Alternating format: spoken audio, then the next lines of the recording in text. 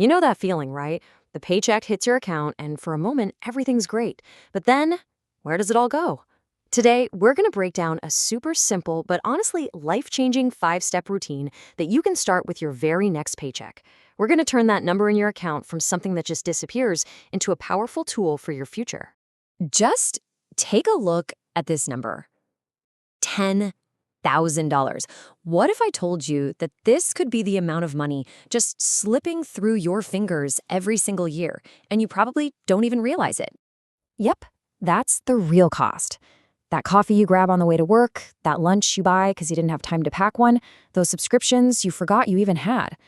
They seem so small, right? But day in and day out, they add up to a truly massive number. This is exactly why so many of us feel like our money just vanishes. It's not magic, it's just a lack of a system. But don't worry, we're going to fix that starting right now. Here's our game plan. First, we'll expose that $10,000 habit. Then, we'll walk through 5 really clear steps: figuring out your wants versus your needs, building a solid safety net, attacking that nasty debt, putting your wealth building on autopilot, and finally, for those who are interested, a way to really accelerate your growth. Okay, step 1. And honestly, this is the most crucial part because it's all about awareness. You just can't get a handle on your money if you don't know where it's actually going. So it's time to get crystal clear. So here's the exercise. It's really simple, but so powerful. Grab your last couple of bank statements. Seriously, pull them up on your phone right now. Then get a piece of paper and draw a line right down the middle. One side is for needs, the other is for wants. Now, just go through every single recurring expense and put it in one of those columns. The rule of thumb, if you can literally survive without it, it's a want.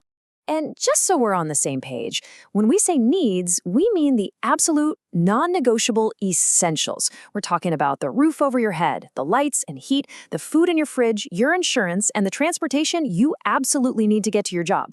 Everything else, from that Netflix subscription to dinner out with friends, that all goes in the wants column.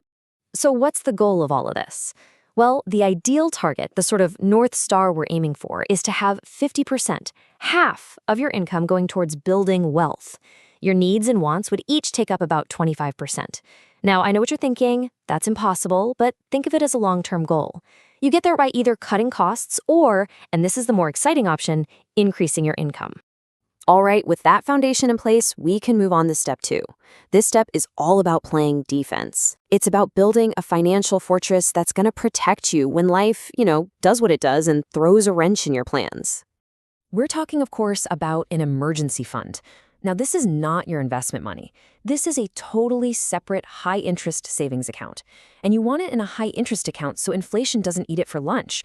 The goal is to save up 3 to 6 months' worth of your essential living expenses, that needs number we just figured out.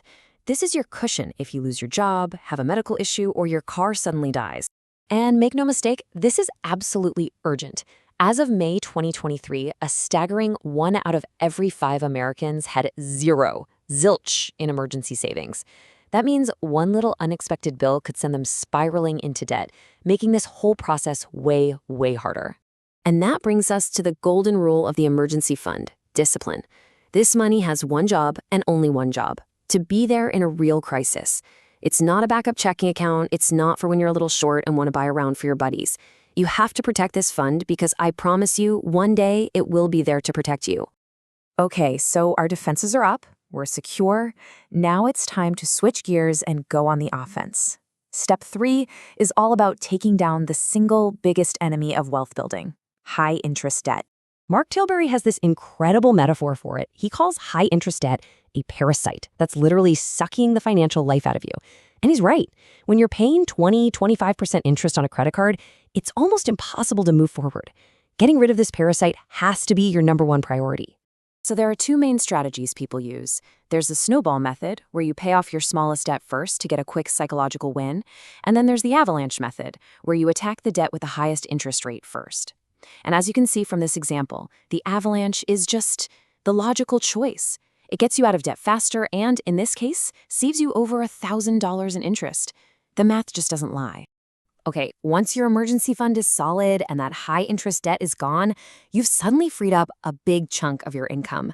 And this is where the real fun starts. Step 4 is all about firing up your wealth engine. Look, We pay taxes on pretty much everything, right? Our income, what we buy, our homes. But governments actually give us a completely legal way to avoid paying taxes on our investment growth. In the UK, it's called an ISA. In the US, it's a Roth IRA. Using these accounts means that every single penny your money earns is yours to keep. 100%. Now, you might be thinking, I don't have enough money to be a real investor. But what if you just started with this? $250 a month. Well, if you took that $250 a month and just put it into a simple S&P 500 index fund, which is basically a basket of the 500 biggest companies in the US, and it got an average historical return of about 8%, in 45 years, you could have over $1.3 million. And because you used a tax-advantaged account, it would be completely tax-free. That, my friends, is the absolute undeniable magic of compound interest. It's where your money starts making money, and then that money starts making even more money. The biggest lesson here is that time is your greatest superpower. Starting today is infinitely better than waiting even one more year.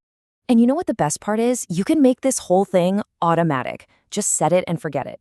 You pick a platform, choose a simple, low-cost fund, and then set up an automatic transfer from your bank account for every single payday.